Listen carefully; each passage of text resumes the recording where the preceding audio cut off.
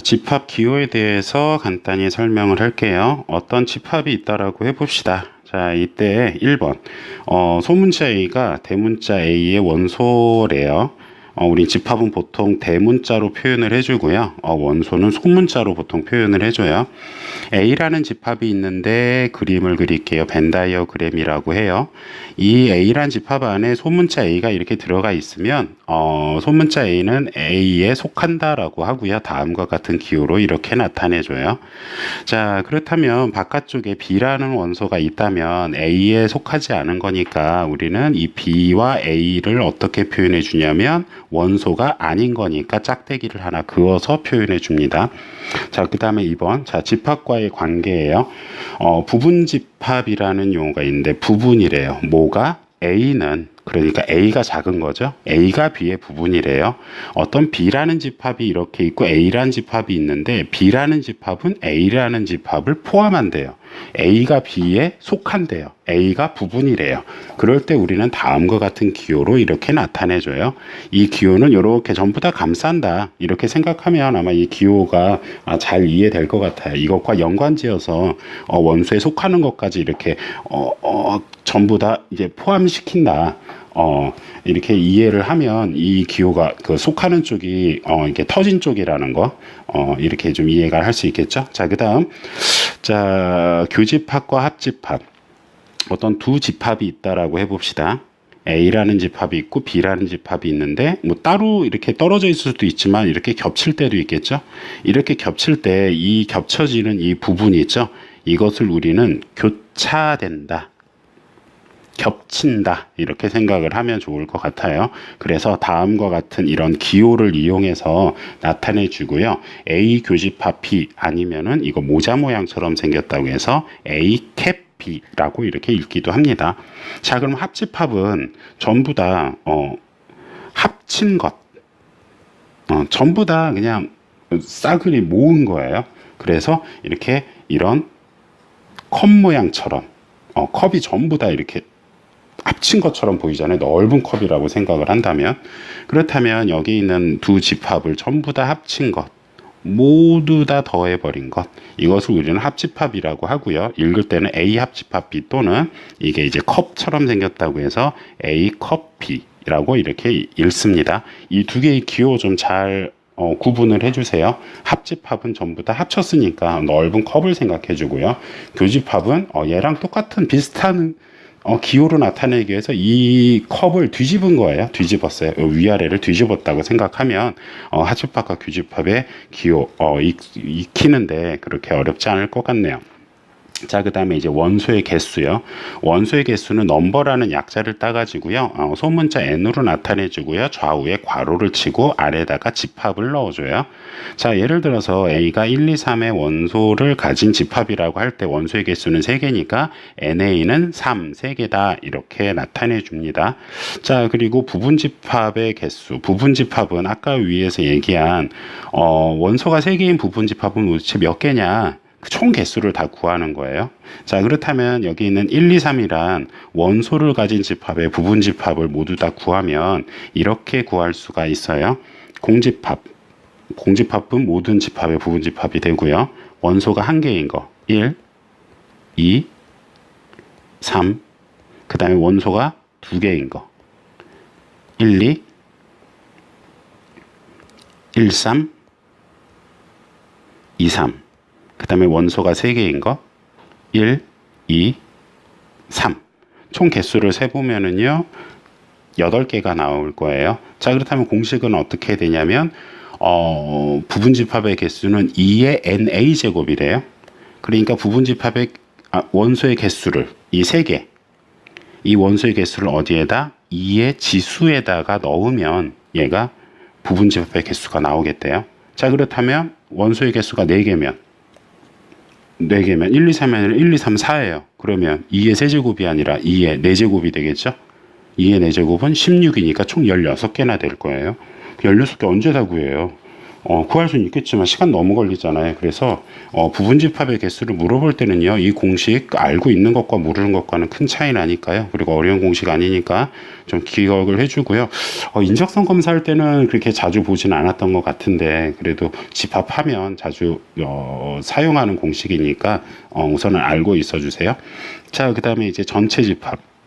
전체 집합은 합집합 기호랑 좀 비슷하잖아요. 그런데 좀 큼지막하게 이렇게 쓴다고 생각하면 될 것 같아요. 자, 그리고 A의 여집합은 A가 아닌 거예요.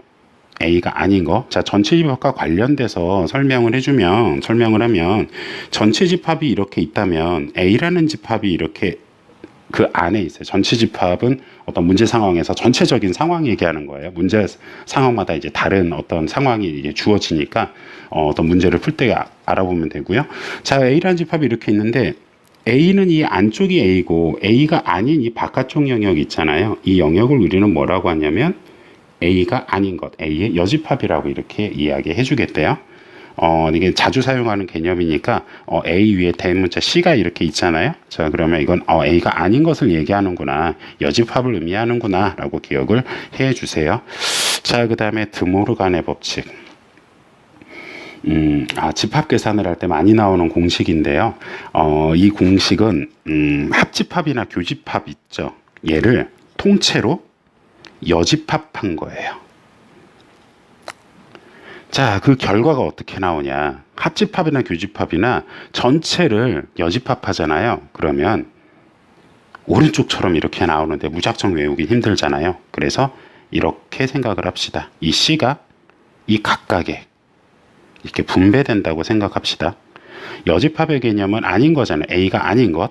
아까 우리 전체 집합하면서 같이 설명했죠. A가 아닌 것. 그러니까 C가 각각 들어가면서 아니야, 아니야, 아니야, 아니야, 너도 아니고, 너도 아니고, 너도 아니야. 이렇게 바뀌어진다 생각합시다. 그래서 A, B에는 C가 다 붙고요. 합집합은 뭘로 바뀌고, 아니니까 교집합 반대로 생각하면 될 것 같아요.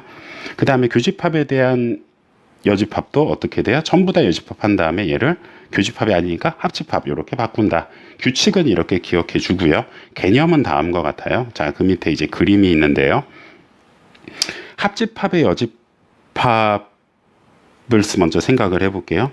자, 그러면 얘에 대한 개념은 뭐냐면 합집합이 A와 B를 합친 거잖아요. 1, 2, 3. 그런데 얘가 아닌 거예요. 그러니까 결국에는 바깥쪽에 있는 요 4번 영역을 의미하겠죠. 자, 그런데 얘는 뭐랑 똑같냐면 이 값과 똑같대요. 이 값은 뭐냐면 A의 여집합과 B의 여집합을 교집합한 거래요. 정말 그런지 한번 확인을 해볼게요. A의 여집합을 빨간색으로 표현해 볼게요. 그럼 A가 아닌 거니까 요 바깥쪽이 될 거예요. 요 바깥쪽. 그리고 B의 여집합은 뭐냐면 B가 아닌 거니까 이 파란색이 될 거예요. 그렇죠? 자, 그러면 이 빨간색 선과 이 파란색 선의 교집합이니까 겹친 부분을 생각하면 뭐가 되냐면 여기 이 바깥쪽 요 부분이 되겠죠. 결국엔 연두색과 분홍색이 겹쳐져 있는 부분 보면 영역이 같잖아요. 자, 그래서 이 드모르간의 법칙은 합집합이나 교집합의 여집합을 이렇게 전체 여집합이 되어 있지 않은 전체 여집합이 되어 있지 않은 이런 관계로 풀어서 또는 때론 묶어서 어떤 집합의 연산을 할 때 우리가 사용을 하는데요. 확률과 통계 또는 경우의 수 할 때는 그렇게 많이 활용은 되진 않았던 것 같아요. 그런데 이제 집합만 우리가 계산을 할 때는 아주 중요한 공식으로 많이 사용하는 거니까 이런 것도 있다라고 알고 있어 주세요. 자, 그 다음에 마지막으로 아주 중요한 공식이 나왔는데요. 경우의 수나 확률 문제 풀 때 특히 많이 사용하는 조금 응용된 문제에서 많이 사용되는 그런 공식인데요. 어떤 내용이냐면요. 경우의 수에 관한 어떤 개수에 관한 문제예요. 합집합의 개수는 뭐랑 똑같냐면 A랑 B의 개수 그걸 더한 것에다가 교집합의 개수를 뺀 거래요. 자, 이거를 이해를 돕기 위해서 밑에 그림을 그렸어요. 합집합의 원소의 개수는 1, 2, 3을 전부 다 합친 거죠. 전부 다 더한 거죠. 자, 이때 이걸 A와 B의 집합의 관계로 한번 바꿔서 풀어보면 A라는 집합은 1과 2를 더한 거고요. 그리고 B라는 집합은 2와 3을 더한 거잖아요. 근데 이렇게 더해놓고 등식을 만들어 봤더니 같지 않잖아요. 왼쪽은 1, 2, 3을 한 개씩 더했고 오른쪽은 1, 2, 2, 3이니까 2가 몇 개 더해졌어요? 여기 지금 표현된 것처럼 두 번 더해졌잖아요. 그러니까 이 등식이 성립되지가 않죠. 그래서 등식을 성립하기 위해서는 두 번 더해진 걸 한 번 더해진 걸로 바꿔줘야 되니까 교집합의 원소의 개수만큼을 빼준 거죠. 이 공식이 이제 좀 이해가 되나요? 자, 그래서 합집합의 상황과 집합 A, B 그리고 교집합의 상황을 문제로 주어진 다음에 이와 이것들의 이 네 가지의 관계를 가지고요, 풀리는 문제들이 출제가 됩니다. 이거는 실제 문제 들어가서 여러분들이 직접 해봐야 아마 이게 문제가 이 공식이 이제 이해가 될 텐데, 우선 이 그림으로, 이 반 다이어그램으로 이 합집합의 원소의 개수는 A, B의 두 개의 집합을 더한 다음에 교집합의 개수만큼을 뺀다라는 게 우선은 논리적으로 이해가 됐으면 좋겠어요. 그렇지 않고 무조건 외우면 정말 힘든 공식일 수도 있으니까요. 집합 이 공식 좀 잘 기억을 해주고요. 집합에 대한 설명은 대략 한 이 정도로만 하고 이제 경우의 수, 합의 법칙부터 이제 본격적으로 알아보도록 하겠습니다. 오랜만에 영상을 녹화하니까 어색하네요. 자, 오늘 영상 여기까지. 수고하세요. 화이팅!